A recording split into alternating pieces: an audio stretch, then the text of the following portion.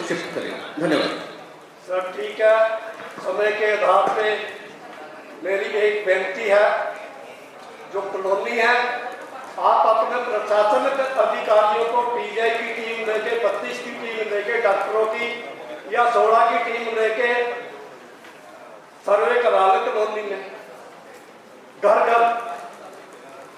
आपके समय के आधार को मैं मानता हुआ मेरी एक गुजारिश है, मगर डंपिंग ग्राउंड हम कॉलोनी निवासी यहाँ नहीं लगने देंगे, चाहे जो मर्जी हो जाए।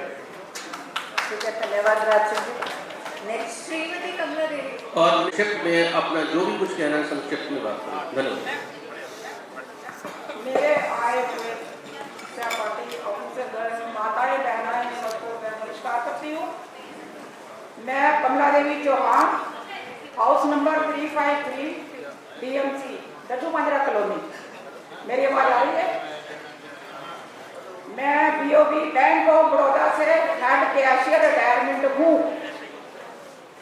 और मेरा बेटा ग्रेजुएट सैनिक स्कूल करनाल कुंजपुरा से पढ़ा हुआ है, जबकि उसका एक्सीडेंट हुआ है।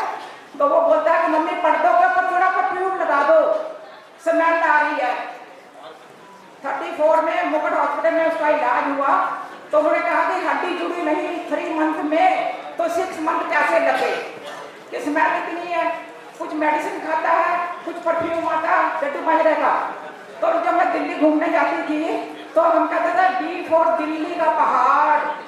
तो चंडीगढ़ ब्यूटीफुल चंडीगढ़ शहर में D4 दिल्ली, D4 डड्डू माजरा बना दिया। तो वो हमें सेंशन करते हैं, मासी आप तो मजाक हमारी उड़ाते थे, अब तुम्हारी सिटी ब्यूटीफुल चंडीगढ़ ही डड्डू माजरा बन गया। तो उस टाइम हमें सिर झुकाना पड़ता है कि अब ब्यूटीफुल तो कहाँ रह गया, अब तो सड़ी ब्यूटीफुल बन गया डड्डू माजरा।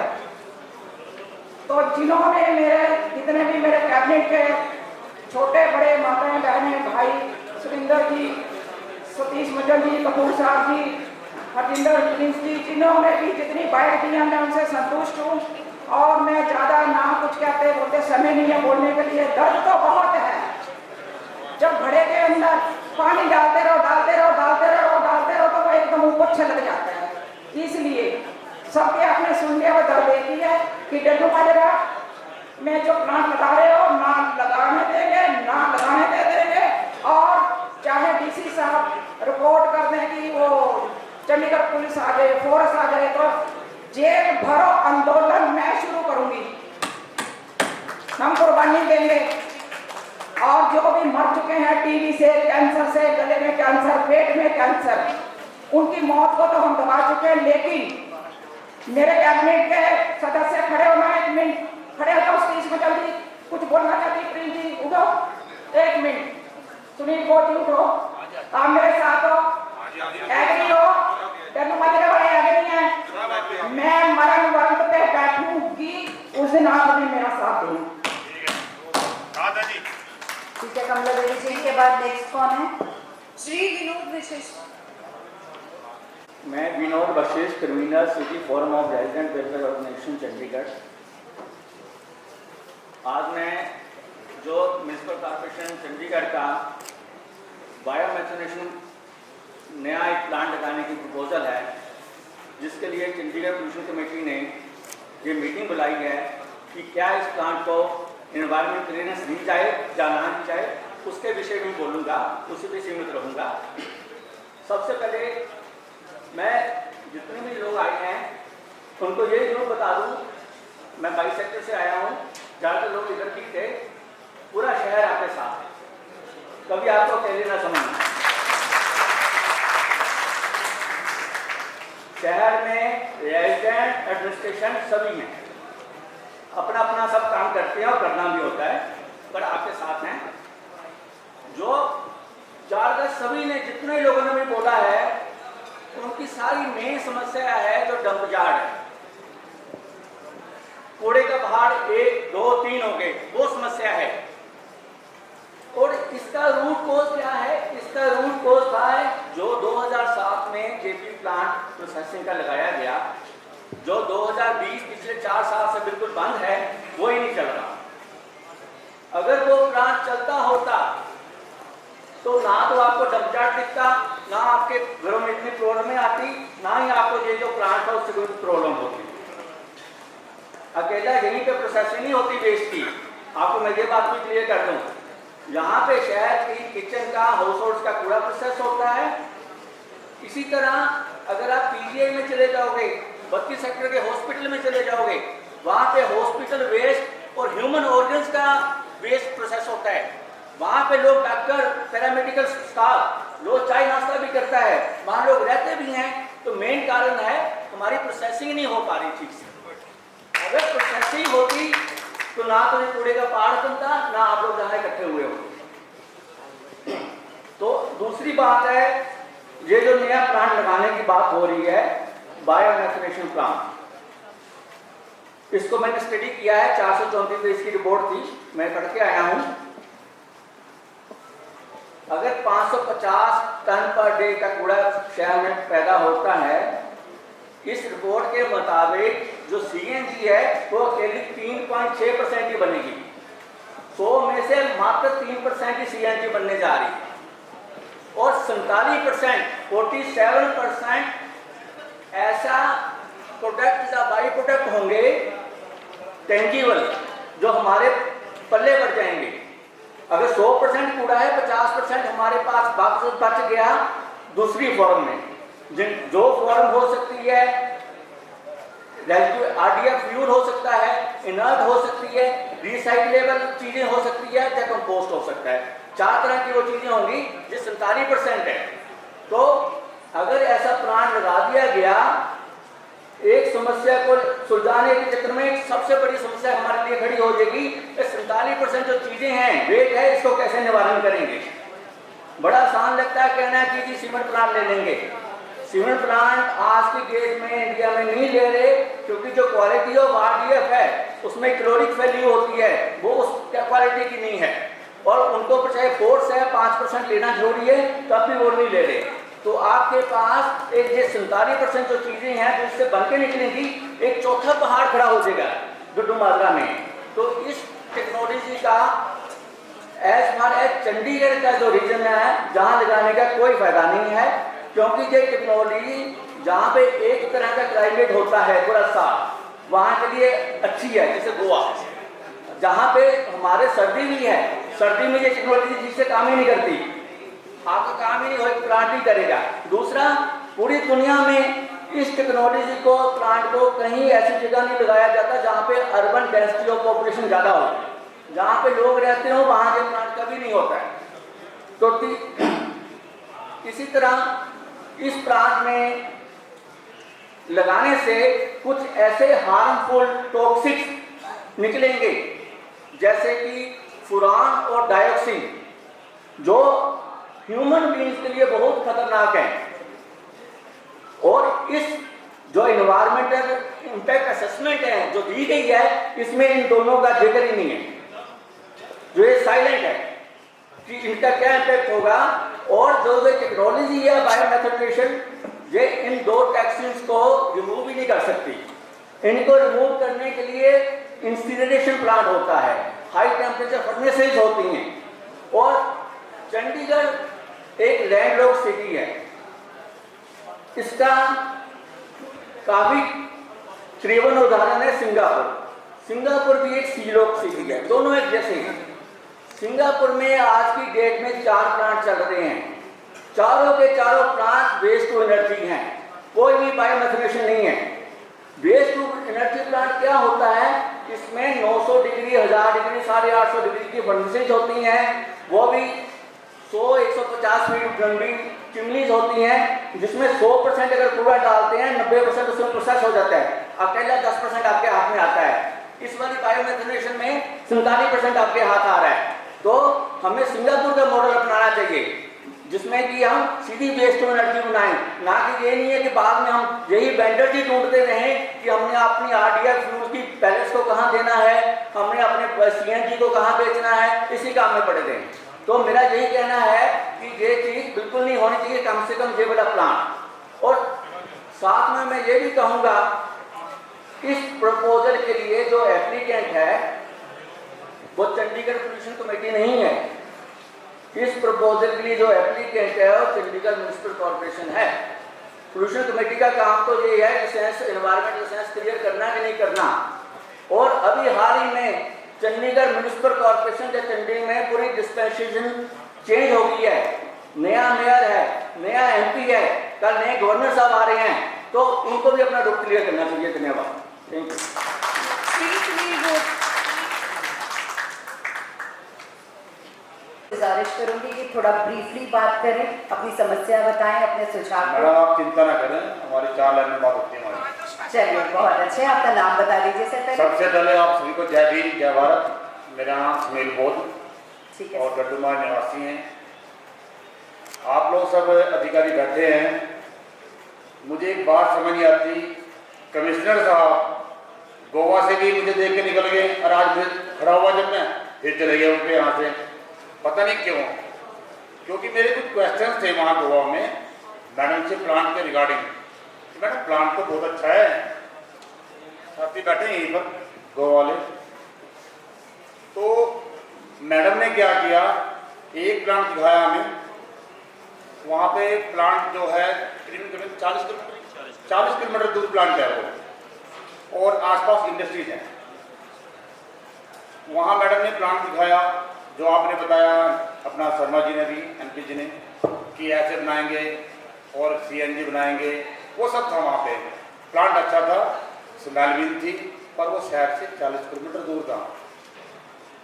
मैडम ने बात की मीटिंग में वहाँ निधि की, तो मैंने एक क्वेश्चन किया मैडम से, क्या निधि ये कहता है कि डंपिंग ग्राउंड के ऊपर प्लांट यहीं पे लगेगा? कहते नहीं जी, हमारे पास हमें 3 ऑप्शन देने पड़ते हैं, 3 साइड के। तो हमने उसी समय मैडम कहा कि मैडम आप 3 कह रहे, 10 साइड ऐसी हैं चंडीगढ़ शहर के अंदर, जैसे कि जड़े वाली साइड जो फॉरेस्ट साइड है, और पीजे के पीछे जंगल है, जगतपुरा के पास में साइड है, इधर तोगा के, अब तो खैर वो कवर कर दिया इन्होंने, उधर भी साइड है, मतलब काफ़ी साइड है। जो 4 मिनट क्यों नहीं उठाई वहाँ से, वो सारी खाली पड़ी है, जो अर्बन प्लांट में है। वो तो आप जब प्लान करोगे तब बनेगी ना। आपने इन सभी का भी दर्द सुना है यहाँ पर, ये दर्द इनका सच्चा है सर। जो रोए हैं वो दिल से रोए हैं, कोई राजनीति नहीं हो रही यहाँ पे, सभी साफ हैं। प्लांट लगाओ, अब आप ये भी ना बना रिपोर्ट कि यार ये प्लांट चाहते ही नहीं तो बनने दो, ऐसा भी ना करना। प्लांट लगाओ जी, सबके लगाओ, परंतु यहाँ से थोड़ा दूर कर दो। जगह बहुत है प्रशासन के पास, नज़दीक भी है, दूर भी है, इनके पास सब कुछ है। ये जिद अड़ी हुई है। गवर्नर साहब क्या कहते हैं, बैठते मीटिंग में सबसे पहले कि जी प्लांट तो वही लगेगा, बाकी बात करो। ये अच्छी बात नहीं है। यहाँ आके सुपने दिखा के मीटिंग में वाहवाही ले गए। गवर्नर साहब कहते जी बस दिवाली बना लो, खत्म है ये कैपिंग कर देंगे, इसको ग्रीन कर देंगे, यहाँ घास उगा देंगे, पहाड़ खत्म हो जाएगा आपका। और कूड़ा जो है हमने कहाँ बनाया, हमारा सेंटर उधर इधर 48 की तरफ, वहाँ शिफ्ट कर रहे हैं जी। और वाकई वहाँ पे ऑप्शन है, जंगल है, कई जगह जंगल है वहाँ पे, वहाँ भी प्लांट हो सकता है। तो सर ये अपने गवर्नर साहब ने भी आश्वासन दे के धोखा दिया है। मैडम कमिश्नर ने बड़ा प्रयास किया है, बड़े भाग्य दौड़े हैं इस प्लांट के लिए, प्लांट लेके आगे है, सब कुछ काम कर लिया है, प्लांट भी अच्छा है, कोई शक नहीं है। परंतु प्लांट यहीं जो लगाना है तुम्हारे के अंदर, यहाँ से मैडम को मैंने कहा था गोवा में भी, और यहाँ भी आज यही कहना था कि मैडम उस दिन वाला क्वेश्चन मेरा आज फिर यही है कि क्या यही पॉइंट है गड्डू माजरा कॉलोनी, जबकि वहाँ के जो अफसर कह रहे थे कि नहीं, कम से कम 1-1.5 किलोमीटर का फासला पब्लिक से होना चाहिए। अब आप बताइए, आप अफसर साहब बैठे हैं सभी, क्या यहाँ पर आधा किलोमीटर का फर्क भी है, दीवार का फर्क है सर, सभी रो रहे हैं सर, इसका सॉल्यूशन कीजिए। ये प्लांट यहाँ लगाओ, प्लांट और यहाँ से शिफ्ट करके कहीं और लगा दीजिए। और शायद आज आप लोग आए हैं, अगर आप ये आज काम कर गए कि यार ये लोग सच्चे रो रहे हैं, चलो यार शिफ्ट करो, तो प्लांट को यहाँ उठा के यहाँ लगाओ, जो काम वहाँ करना है उसको यहाँ कर दो, कुछ और काम कर दो। यहाँ पर आपको जगह चाहिए, जो काम आपने साइड पे करना है वो साइड वाला काम यहाँ पे कर दीजिए। अगर फिर भी नहीं बनता तो गोल्फ क्लब शिफ्ट कर दो, यहाँ पर जहाँ गोल्फ क्लब है वहाँ पे कर दो प्लांट को। पता लगे गवर्नर साहब को जी भाई यहाँ पे प्लांट में सुनाल तो है ही नहीं। तो सर धन्यवाद, जय भीम जय भारत जी। श्री पल्लव।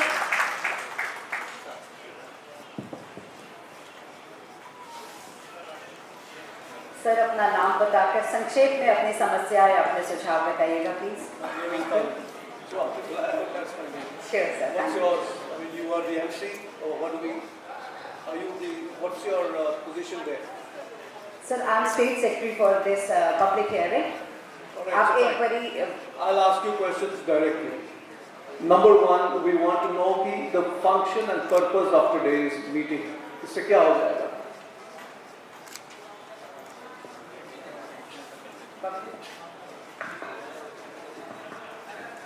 सर आपसे शायद मैंने पहले भी बताया था कि ये एक प्रक्रिया है, public hearing is one of the part of that whole process. Who is asked? The courts or the? I mean, है जी, किसने मांगा है public hearing? ये मांगा नहीं है कि ये जैसे ही ये प्रोजेक्ट शुरू होता है, this is one of the stages, this is Yes. Mandatory for the public hearing. Agree. और सेकेंडली आप पब्लिक हियरिंग में इसीलिए मांगी दी जाती है अंडर दिस एक्ट कि जो भी कुछ उस प्रोजेक्ट के रिगार्डिंग दैट प्रोजेक्ट कुछ भी आपने कुछ कहना है तो आप बोल सकते हैं। So you are free to speak about the project. कोई आपको उसमें सजेशन देनी है, कोई आपको उसमें आपत्ति है, कोई ऑब्जेक्शन है, तो you are most welcome and that will be recorded. मैं पहले इस पर रिक्वेस्ट करता हूँ। Thank you. We want to give a lot of suggestions, but we also want to know what is the situation. Where do we get the details of what you have done over the last 17 years? What is the present project? इसके क्या details हैं? ये जितना भी कहानी सवेरे से मैं सुन रहा हूँ, how do we get access? Is it on some website? Is there a white paper? Sir, again, my humble request to you is a very short presentation was already given by the department Is it concerned. accessible? Number one, number two, whatever the deliberations that may be happening, that are happening around, that will be uploaded on the website. So everything is quite transparent and you'll be able to see whatever you want. So what is the website address? Website बता दीजिएगा। Chandigarh pollution control committee की website पे available होगा। और plus pollution. And ये municipal corporation ने environment clearance के लिए अप्लाई किया है ministry of environment and forest में। उसका एक पार्ट होता है, Yes. उसमें पब्लिक हियरिंग हो रही है और यहाँ पे कोई डिसीजन नहीं होना। यहाँ पे सिर्फ पब्लिक की बात सुन के एज इट इज सारा रिकॉर्डेड वर्जन पूरा प्रोसीडिंग्स हम मिनिस्ट्री देते हैं। डिसीजन वही होना है सारा। ठीक है। Can यहाँ आप अपनी बात रख सकते हैं ताकि वहाँ तक पहुँच सके। So can the public access the transcripts जो आज बताया ये गया? सारी प्रोसीडिंग्स वेबसाइट पे अवेलेबल रहेंगे, आप सब देख सकते हैं। मतलब somebody will transcript it. Yes. So the proceedings will be there on the transcript for all of us. Yes. हम पढ़ सकते हैं। Yeah, बिल्कुल। ठीक है। अच्छा, I just want to ask a simple question कि ये जो स्टेज है आप 20x15 या ऐसा कुछ है, तो इसके ऊपर राइट्स कितने हैं? आपसे रिक्वेस्ट है प्लीज प्रोजेक्ट ना सॉरी सर, आप टाइम वेस्ट मत करिए। आप जितना इस प्रोजेक्ट से क्या फायदा सर, सबका टाइम है वेस्ट करने का क्या Okay, so you फायदा। want- आप इस प्रोजेक्ट से रिलेटेड कुछ भी चीज है, आपका कोई सजेशन है, Yes, sir. कोई ऑब्जेक्शन है, आप वो रेज कर लीजिए। So मैं मानता हूँ, you are a public health engineer? Sir इससे क्या I'm asking. I am scientist of technical pollution. Okay, fine. How come we have an electrical engineer as a consultant for this project? Electrical engineer क्यों लगाया आपने consultant to make the project detail, जो आपने बताया IIT का sir professor? If you have objection आप raise कर मैं सकते पूछ रहा हैं, हूँ। हमारा अधिकार नहीं है, वही समझा रहा हूँ। Okay. हमें कोई डिसीजन नहीं देना। आपको इस पर ऑब्जेक्शन है, आप रेज कर दिया, हम record. All right, so why have you organized electrical engineer to make the plans and details and the project reports for the... No, I am very clear. It was done by a professor. ये खुद बोला है madam ने, इन्होंने chief engineer भी बोला है कि रोपड़ आईआईटी के असिस्टेंट प्रोफेसर ने बनाया। Hello, Am I right or wrong? जो आईआईटी रोपड़ है उसको इसके लिए एंगेज किया गया है। वहाँ जो प्रोफेसर्स का ग्रुप है उसमें one of them is electrical engineer. एक बार मैं आपको और बता दूं, मैं सिविल इंजीनियर हूँ। Yes. बीएनआर में मैं करता रहा। मैं सारा पंजाब पब्लिक हेल्थ हैंडल करता हूँ, सारा सॉलिड वेस्ट मैनेजमेंट हैंडल करता हूँ। हु स्टॉप्स अस कि मतलब एक इंजीनियर ही है, उसका इंटेलेक्ट इंजीनियर I है। agree. I'm not denying that. And this is NEERI के साइंटिस्ट हैं, उन्होंने सारा डिजाइन और No, प्लान किया है आपकी। I'm just तो asking. इसलिए आप अपने सजेशन और वो रखिए and we are not We bound to answer your every question. I agree. That is the point. Now, can we also have the details of the proceedings that have been happening over the last several years in the High Court? Environmental clearance apply किया गया है, it is available on the website, जो DPR full available है, The वो case with the High DPR Court. Available है, waiting उसकी available है, उसका हर चीज वेबसाइट पे मिनिस्ट्री ऑफ एनवायरनमेंट की वेबसाइट पे अवेलेबल है। All right, so they also cleared it in 2007 or 8 when the project was started.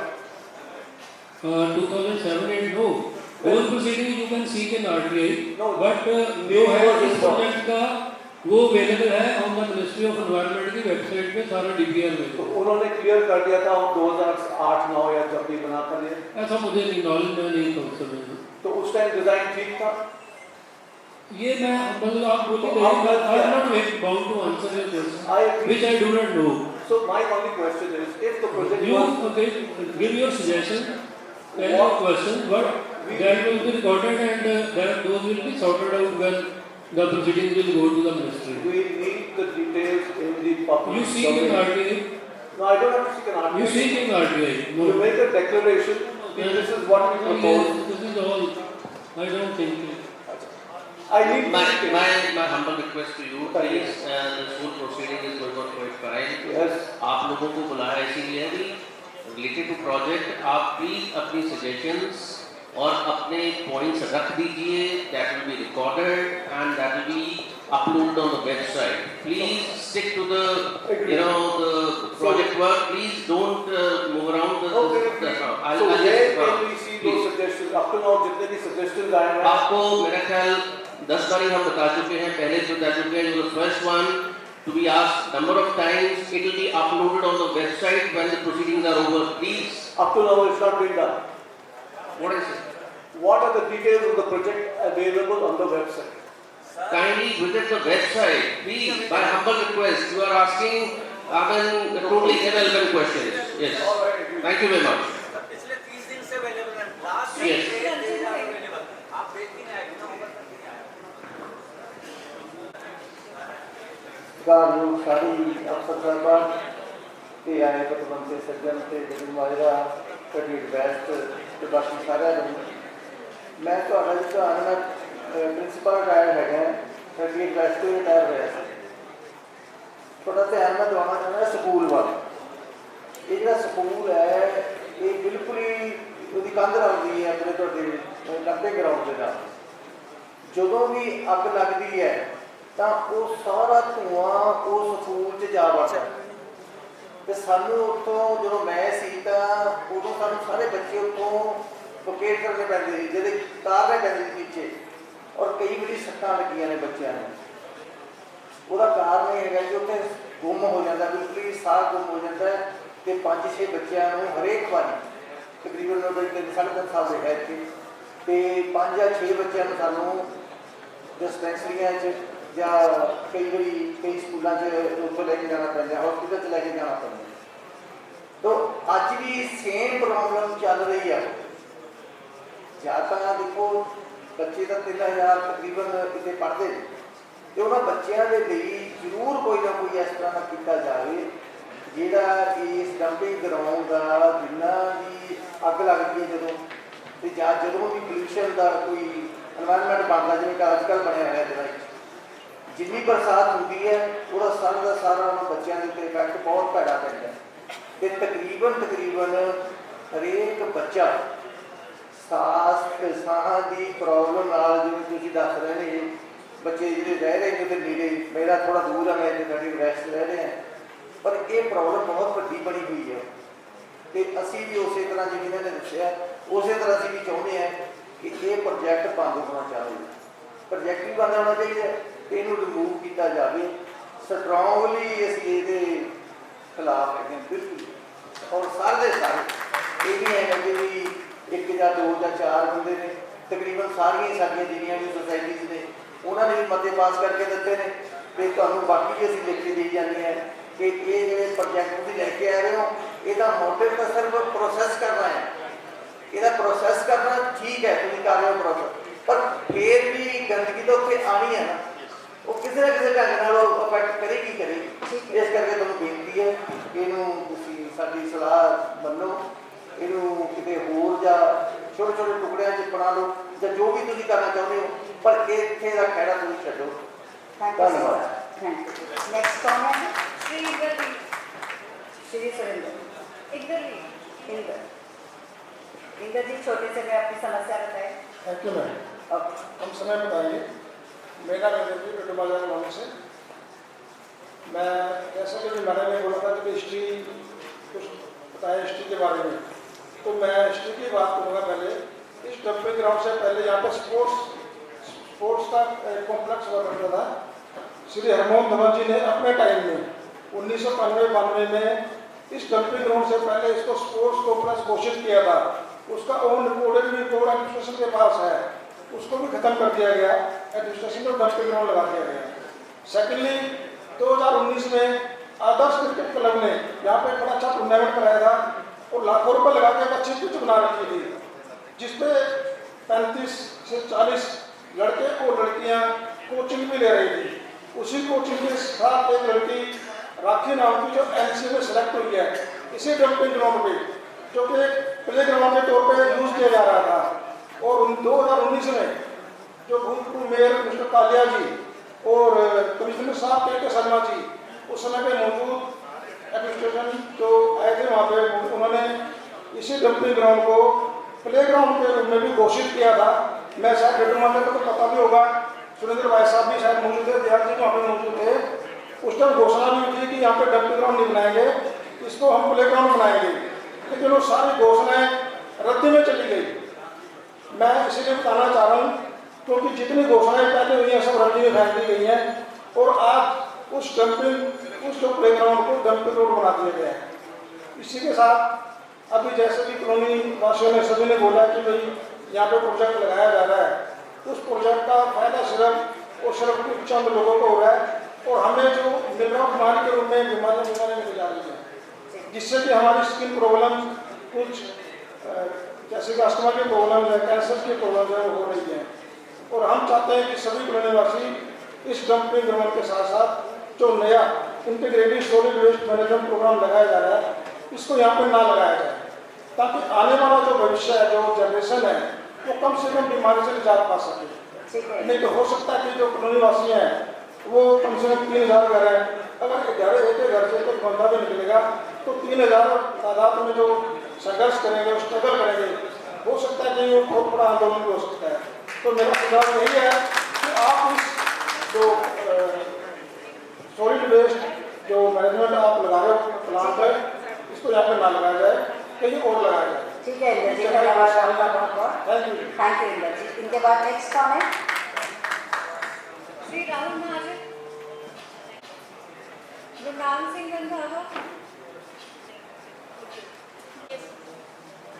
Sir एक बार नाम बता दीजिए फिर से। मेरा नाम गुलकीरत सिंह है जी, मैं नियागांव आदर्श नगर से हूँ। मैं बस मेरा एक ही क्वेश्चन है कि अगर यहाँ पर ये प्रोसेसिंग प्लांट लगता है और ये इसी तरीके से मतलब कि अगर इस पर इफेक्ट डालते हैं कि ये यहाँ पर जैसे कि कोई भी वेस्ट जनरेट हो रहा है उसके ऊपर जितनी भी आप कह लेते हैं इसको ना इफ्लुएंटेड ट्रीटमेंट प्लांट के कुछ भी वैसी चीज़ें लगी हुई हैं यहाँ पर, तो फिर इसके ऊपर जैसे बदबू आती है वेस्ट से जनरेट होकर, तो उसे कितना इफेक्टिवली प्रोसेस कर पाता है कि यहाँ से और वेस्ट ना जनरेट हो। जो लीकेज का तो आपको बताया था कि लीकेज को ग्रो करने का तो कोई है ही नहीं, क्योंकि अंडरग्राउंड बंकर में उसकी कलेक्शन है। और लीकेज की ट्रीटमेंट है एफ्लुएंट ट्रीटमेंट प्लांट के अंदर।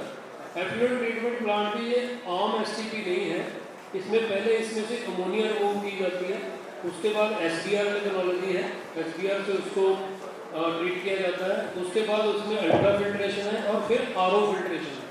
आरओ मीन्स जो आरओ तो आप समझते हो कि आरओ के बाद पानी की क्वालिटी किस टाइप की होती है। और स्मेल का कोई कंडीशनिंग जो स्मेल है वो आपको बताया था कि जो इनफिल्ड बंकर है, इनफिल्ड बंकर में भी सक्शन पाइप लगी हुई है जिसको बायो फ्यूल के अंदर से गुजारा जाएगा ताकि वहाँ पे स्मेल जो है सारी अब्जॉर्ब हो जाए। इसलिए मतलब ऐसी कोई प्रॉब्लम नहीं है। जहाँ से भाई साहब लोग गए थे जिन्होंने बोला कि प्लांट तो गोवा वाला अच्छा है, तो वहाँ भी ऐसी स्मेल नहीं थी। हाँ ये ठीक है कि मतलब एजुकेशन के पास है, वो आप लोगों का ऑब्जेक्शन है, अदरवाइज प्लांट में कोई ऐसी प्रॉब्लम नहीं। पेंडिंग तो नहीं है? आप सभी ने आज की इस पब्लिक हियरिंग को सफल बनाने में सहयोग दिया। एंड में मैं सर से रिक्वेस्ट करूंगी बहुत ही आदर और सत्कार के साथ ADC UT Chandigarh Shri Amandeep Singh ji, sir आपसे गुजारिश है फाइनल प्रोसीडिंग्स के लिए और आज की सभा को कंक्लूड करने के लिए। Thank you sir. सबसे पहले तो मैं सभी निवासियों का और जो भी बाकी शहर के दूसरे इलाकों से भी आए हैं उनका धन्यवाद करता हूँ कि आपने ये समय निकाल कर अपनी बात रखी है। जैसे पहले भी बताया गया है कि ये सारी प्रक्रिया एक एनवायरनमेंट इम्पैक्ट असेसमेंट के साथ जुड़ी हुई है। पब्लिक हियरिंग सबसे एक महत्वपूर्ण पड़ाव है जिसमें आप लोगों को अपनी बात रखने का मौका दिया जाता है और ये एक इतना ट्रांसपेरेंट है। जो भी बात आप द्वारा रखी गई है, चाहे आपने बोलकर बताई है, चाहे आपने रिटन बताई है, इस सारी की सारी कार्रवाई की प्रोसीडिंग्स उसकी सारी वीडियो रिकॉर्डिंग हुई है। उसको सारा हम लिखकर भी जो बात आपने बोली है उसकी एक प्रोसीडिंग बनेगी, लिखित प्रोसीडिंग। वो लिखित प्रोसीडिंग साथ में उसकी वीडियो रिकॉर्डिंग, इस साथ में सब कुछ तैयार होकर हमें government of India ministry of environment and forest को भेजनी है। और जो भी यहाँ पर बातचीत हुई है उस सब का लेखा जोखा बहुत ही ट्रांसपेरेंट ढंग से, जैसे कि बताया है, डिपार्टमेंट ऑफ एनवायरनमेंट की वेबसाइट पे अपलोड किया जाएगा, जहाँ पर आप लोग आराम से उसको देख सकते हैं। मैं अंत में फिर भी आप लोगों का धन्यवाद करता हूँ कि आप लोगों ने बहुत ही शांतमय ढंग से अपनी बात रखी, अपने सुझाव दिए, आपने अपनी दिक्कतें भी पेश की और मैं आशा करता हूँ आप लोगों की ये सारी चीज़ें, आप लोगों के ये सारे समस्याएं और सुझाव उसी ढंग से ऊपर भेजे जाएंगे और जो निर्णय करना है आप लोगों के द्वारा दिए गए सुझावों को मद्देनजर रखते हुए कॉम्पिटेंट अथॉरिटी जो कि गवर्नमेंट ऑफ इंडिया है वो इस पर निर्णय लेगी। अंत में फिर आप सब लोगों का बहुत बहुत धन्यवाद। Thank you very much. एक बार पुनः धन्यवाद मंचासीन सभी डिग्निटरीज का और आए हुए सभी चंडीगढ़ वासियों का कि आपने अपना कीमती समय दिया और आज की इस पब्लिक हियरिंग को सफल बनाया। जय हिंद, जय भारत।